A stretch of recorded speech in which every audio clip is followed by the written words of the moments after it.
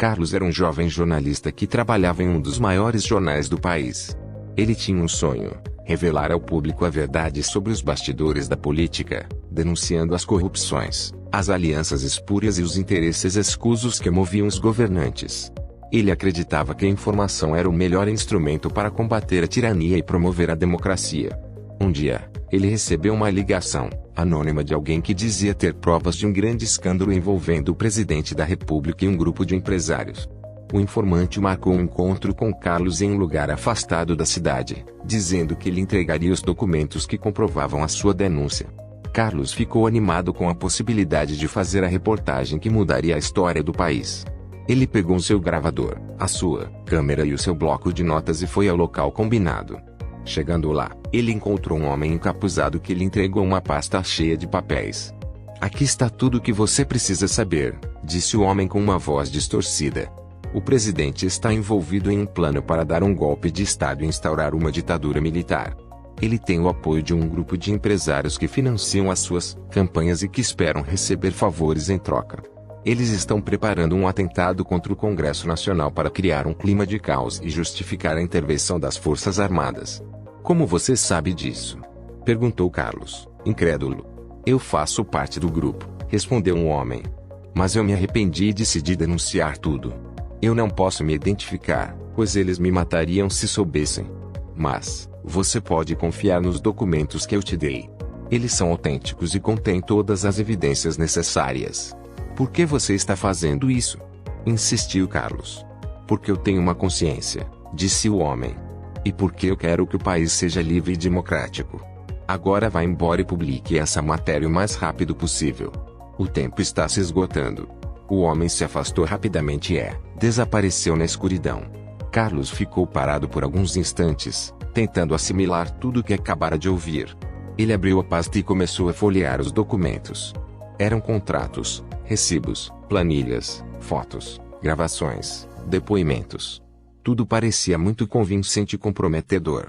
Carlos sentiu um misto de medo e excitação. Ele sabia que estava diante da maior furo jornalístico da sua vida, mas também sabia que estava correndo um grande risco.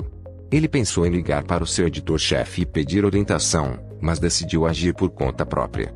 Ele tinha certeza de que aquela era a sua chance de fazer a diferença e mudar o rumo da história. Ele guardou os documentos na pasta e saiu do local às pressas.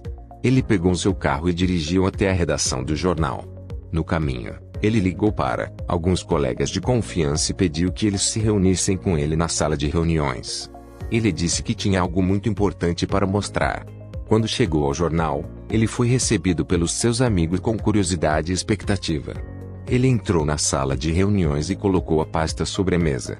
"Pessoal, eu tenho uma bomba nas mãos", disse ele com uma voz grave.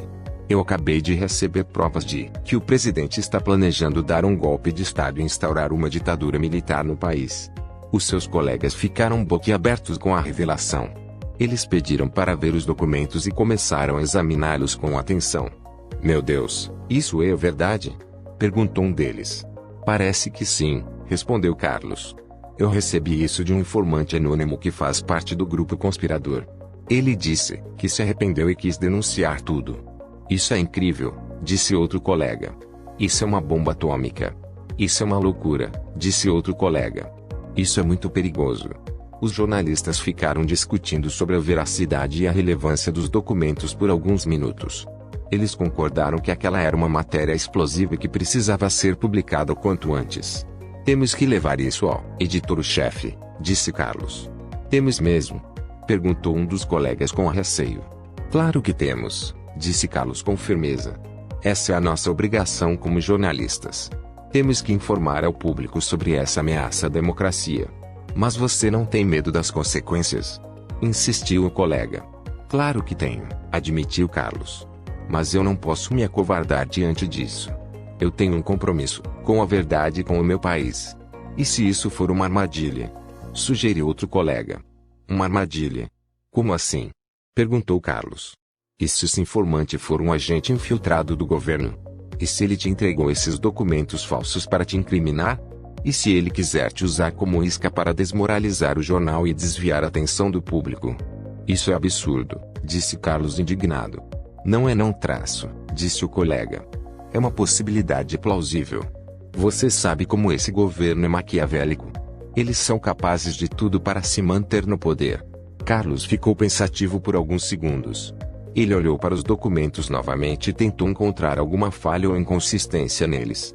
Mas eles pareciam muito bem feitos e convincentes. Ele olhou para os seus colegas novamente e viu nos seus rostos expressões de dúvida e medo. Ele sentiu uma pontada de insegurança no seu peito. Ele se perguntou se estava fazendo a coisa certa. Ele se perguntou se valia a pena arriscar a sua vida por aquilo. Ele se perguntou se o fim justificava os meios.